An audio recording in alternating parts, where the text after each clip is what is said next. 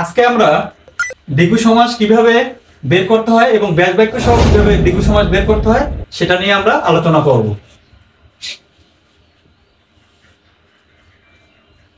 দ্বিগু সমাস বের করার প্রথম টেকনিক কি এটা আমরা একটু জানবো এখন। দ্বিগু সমাস বের করার প্রথম টেকনিক সংখ্যা প্লাস নাউন। কিভাবে মনে রাখবো বলো? সংখ্যা প্লাস নাউন। সংখ্যা প্লাস নাউন।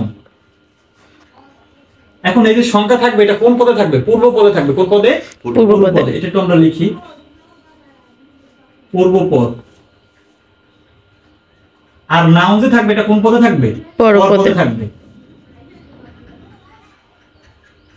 তাহলে দ্বিগু সমাস চেনার প্রথম উপায় কি? সংখ্যা প্লাস নাউন। সংখ্যা থাকবে কোথায়? পূর্ব পদে। আর নাউন থাকবে কোথায়? পর পদে। পর পদে। পর পদের আরেক নাম কি মনে আছে কি? উত্তর পদ। উত্তর পদ। কি পদ? উত্তর পদ।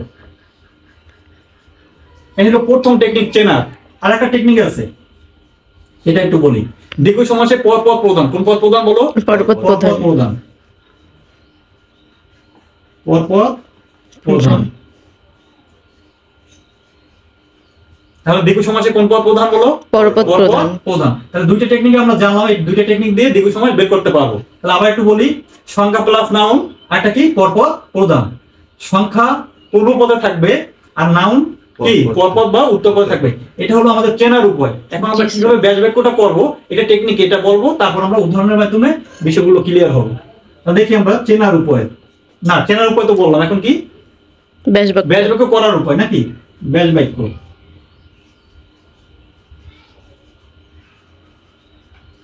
ব্যাস বাক্য করতে হবে সমাহার দ্বারা। কি দ্বারা বলো? সমাহার দ্বারা করতে হবে। সমাহার দ্বারা করতে হবে। এই সমাহারটা কোথায় লিখতে হয়? শেষে লিখতে হবে। কিসে লিখতে হবে? শেষে। এটা একটু মনে রাখতে হবে। কিসে? শেষে লিখতে হবে। যখন আমরা উদাহরণ দিব তখন বিষয়টা ক্লিয়ার হবে। তাহলে ব্যাস বাক্য কি দ্বারা করব? আমরা সমাহার দ্বারা করব। আরো একটা আমরা টেকনিক হিসেবে বলতে পারি, তো না বললেও চলে, আমরা এতটুকু মনে রাখলেই দ্বিগু সমাস আমরা পারবো। আরেকবার একটু আমরা বলি যে সংখ্যা প্লাস নাউন, তাহলে সেটা কি? দ্বিগু সমাস। সংখ্যা পূর্ব পদে থাকবে আর পর পদে কি থাকবে? নাউন থাকবে। আর একটা টেকনিক কি? পরপদ প্রধান। আর করতে হবে ব্যাস বাক্যটা কি দ্বারা? সমাহার দ্বারা করতে হবে। এই হলো চেনার উপায় প্লাস ব্যাস বাক্য করার উপায়। এখন আমরা এটা উদাহরণের মাধ্যমে ক্লিয়ার করব। দেখো এই যে ত্রিফলা শব্দটা, এই ত্রিটা কি? সংখ্যা। সংখ্যা। আর ফলাটা কি? নাউন। ত্রিটা কি? সংখ্যা। আর ফলাটা কি? নাউন। এবং দেখো এখানে এই যে ত্রিফলা যে বললাম, এখানে কোন পদ প্রধান? এই যে ফলা, এই যে পরপদ। ঠিক আছে? এবং তাহলে সংখ্যা প্লাস নাউন এটা অবশ্যই কি? দ্বিগু সমাস। এখন আমরা এটা করব কি দ্বারা? সমাহার দ্বারা করব। সমাহার কি না? আচ্ছা, এখন এই বলো ত্রি মানে কি বোঝায়? তিন না? এখন উত্তরে তোমরা যখন এইচএসসি পরীক্ষায় আসে ব্যাস বাক্য করতে দেয়, তখন তোমরা যদি ত্রি লেখো, কি লেখো? ত্রি, এটাও শুদ্ধ। আর কেউ যদি তিন লেখো, এটাও কি? শুদ্ধ। তাহলে ত্রি অথবা তিন। এখন আছে কি? দ্বিতীয় পদ আছে কি? মানে পরপদ ফলা। ফলার সাথে কি হবে? র অথবা এর। ওদের সাথে র বা এর হবে। কি হবে? র বা এর। তাহলে কি হবে? ফলার। কি হবে? ফলার। কি হবে? ফলার। এই দেখো এই যে দ্বিতীয় পদ, এই দ্বিতীয় পদের সাথে কি হইছে? র অথবা এর। র বা এর। তো তিন মানে ত্রি বা তিন ফলার, তারপর কি করতে হবে? সমাহার। সমাহার দিতে হয়। কি দিতে হয়? সমাহার। কথা ক্লিয়ার কিনা? জি স্যার। এখন আমরা আরো কিছু উদাহরণ দেব। ত্রিপদী, যেমন আছে কি? ত্রিপদী বলতে পারি। কি বলতে পারি? ত্রিপদী। হ্যাঁ, উদাহরণগুলো তোমরা বলবো, তাহলে তোমাদের এইভাবেই কি হয়ে যাবে? মুখস্থ হয়ে যাবে পারগুলো। ত্রিপদী। এখন বলো এই যে ত্রি আছে না? ত্রি মানে কি? সংখ্যা। পদী এটা কি? নাউন।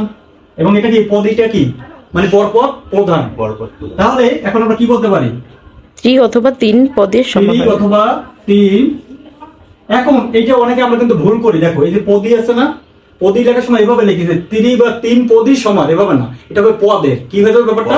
মেইন শব্দটা কি? পদীর পদ। তাহলে কি হবে? পদের। এখন দেখো এখানে দ্বিতীয় পদ কোন ছিল? পদী না? এটা কিন্তু দ্বিতীয় পদ ছিল, মানে কি? পরপদ ছিল। এটার সাথে কিন্তু র বা এর যুক্ত হবে। দেখো এই পদের সাথে র বা এর যুক্ত হয়েছে কিনা? তাহলে তিন পদের, তারপর কি করতে হবে? সমাহার। কি করতে হবে? সমাহার। ক্লিয়ার কিনা? আরো কয়েকটা উদাহরণ দেব, তারপরে আমরা আমাদের এই দ্বিগু সমাসটা ক্লিয়ার করব, শেষ করব। আর কি বলা যায় বলো? ত্রিভুবন। না, ত্রি দিয়ে না দেই আমরা, অন্য কিছু দেয়, যেমন শতাব্দী বলি, কি বলি? শতাব্দী। কারণ প্রত্যেকটা তো 3 দিয়ে হয়ে যাচ্ছে, তাহলে শতাব্দী বললাম। কি বললাম? শতাব্দী। এখন বলো এই যে শত, এটা কি? সংখ্যা। সংখ্যা। আবার কি আছে? অব্দ। অব্দটা কি? নাউন। তাহলে সংখ্যা প্লাস কি? নাউন। এবং কি এখানে কোন পদ প্রধান? পরপদ প্রধান। শত অব্দ মানে অব্দকে ফোকাস দিচ্ছে, ঠিক আছে? তাহলে এটা কি? দ্বিগু সমাস। পর্ব কি দ্বারা? সমাহার দ্বারা। এখন আমরা এটা করি, তাহলে কি বলতে পারি? শত, এখন কি অব্দি বলবা? অব্দের, মানে শব্দটা কি বলবো? অব্দের বলবা। কি বলবা? অব্দের। এটা টেকনিকটাও তোমাদের একটু বলে দিই। কোন শব্দের শেষে যদি দীর্ঘইকার দেখো, কি দেখো? দীর্ঘইকার। যেমন পদি, তখন হয়ে যাবে পদ। তারপর অব্দি, তখন হয়ে যাবে কি? অব্দ। দেখো তাহলে সবকিছু কিন্তু টেকনিক আমরা মনে রাখতে পারি, কিছুই মুখস্থ করা লাগে না। তাহলে কি হবে? শত অব্দের সমাহার। দীর্ঘিকারটা খালি কাটা যাবে, সমাহার। দীর্ঘইকারটা মানে এই দেখো, এই যে অব্দি আছে না, এটার ভিতরে দুটো শব্দ আছে, একটা শত, একটা হলো অব্দি। এই যে দীর্ঘইকার আছে, দীর্ঘইকার থাকলে তখন আর দীর্ঘইকার থাকবে না, মানে মূল শব্দটা কি হয়ে যাবে? অব্দ। ঠিক আছে, দীর্ঘইকার কাটা যাবে। আবার দেখো ছিল কি? পদি, তাহলে কি দীর্ঘইকার কাটা যাবে। ক্লিয়ার কিনা? আর দুইটা উদাহরণ দিয়ে আমরা ক্লাস শেষ করবো দীর্ঘ সময়, তাহলে আর সমস্যা থাকবে না আশা করি। আরো কিছু উদাহরণ বলো, তোমরাই বলো। সপ্তাহ। সপ্তাহ, এটা সবই এইমাত্র দিলাম একটা, ব্যতিক্রম বলো। নবরত্ন। নবরত্ন। নবরত্ন। এই নবরত্ন শব্দটা দিয়ে আমরা দেখি, দেখো এটা আমরা অনেকে বুঝি না যে সংখ্যা আছে কিনা। সংখ্যা আছে কিনা একটু দেখো তো। এই নব, এই নব মানে কি? নব মানে 9। তাহলে এখানে কি আছে? সংখ্যা আছে। কি আছে? সংখ্যা আছে। আর রত্নটা কি? নাউন।